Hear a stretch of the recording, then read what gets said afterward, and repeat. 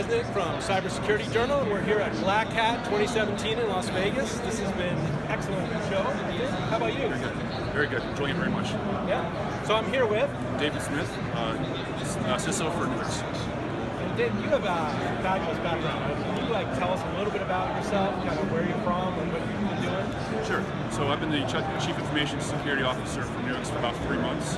Prior to that, I was with the U.S. Secret Service as a supervisory special agent for about 24 years, doing a variety of cyber and forensic roles. Wow, that's pretty impressive. And you are also Assistant Chief CISO, right? That's correct. I was Deputy CISO. Sorry. Secret Service. Yeah. Wow. Yep. So you have to jump in front of a hacker, is that what you've got to do? That's exactly right. Ones and zeros. Yeah, ones and zeros. They come in, you can just jump right in front of the president. Hey, stop! We have a special vest that blocks ones and zeros. Oh, good, perfect. It's like a Faraday vest. That's awesome. So, one of the things that I've been doing is talking to a lot of different CISOs around the show floor, right? And we're trying to think about what has been happening over the past 6 months, and how is that, what have we learned from that? And what are we talking to the CEOs and other CISOs about, trying to tell them this is what they need to think about. How do they think about the business, and how does cybersecurity really play into the role, not just as a cost center, but maybe as a profit center? So what we're finding, you look at all the actual case studies that are going on, not just the conjecture about what might happen, right? Like power grid attacks, things like that. What's actually happening to victims is we're seeing a lot of the same thing. We're still seeing a lot of social engineering, a lot of spear phishing is still being effective, a lot of basic attacks that have been around for a long time, like secret injection, point of sale system malware, things like that, are still very, very effective. So the bad guys don't really need to change their game plan very much because the old one's still working. Yeah, we actually heard that from someone else who was ex-FBI. He said the same thing. He said the bad guys are using social engineering to really do the hacking, and that's mostly what's happening. So if you're talking to a CEO, what are you telling them? How do you stop that trend? By far the most important thing any CISO, CIO, CEO can do is employee training awareness. You've got to get the users for your organization to always be suspicious, always be on the lookout for anything that might be a human type of attack. And it doesn't matter what sector you're in. It doesn't matter if you're government, intelligence, commercial, educational. It applies to every sector, every industry.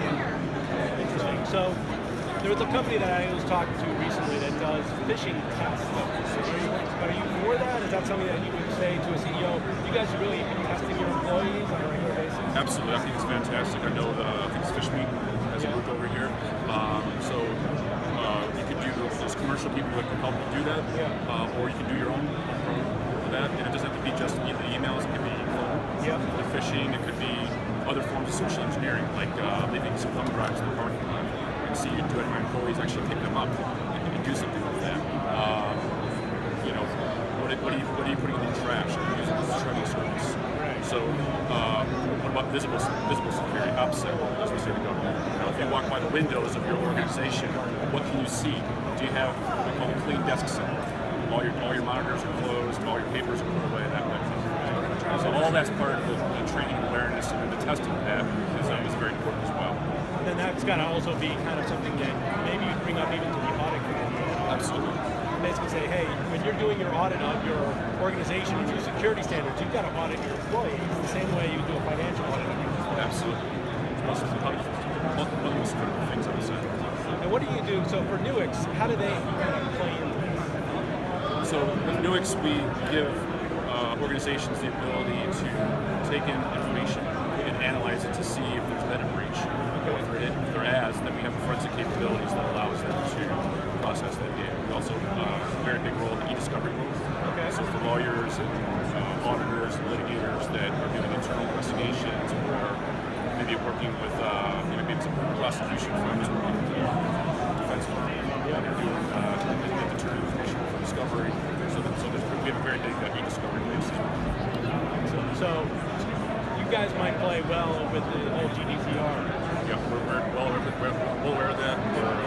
We're just like everybody else, we're trying to move as fast as we can before that spring 2018 deadline starts to approach. Right, because then was it 72 hours you have to announce? It's great. And the fines, the penalties are very severe. Right.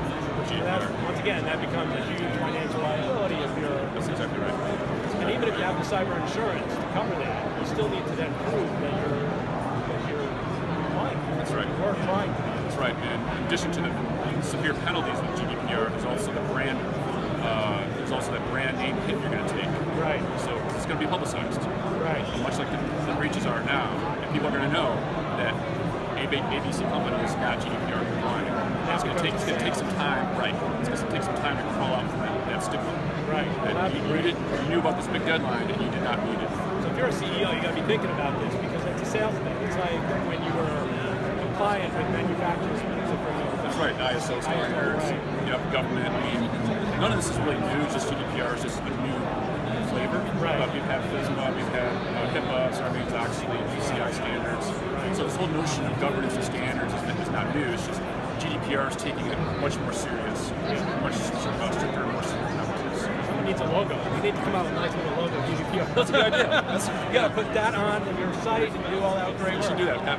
All right, patent pending. That's me. No, so this is Jeff Mendig from Cybersecurity Journal. I want to thank you very much. Thank you. Thank you very much.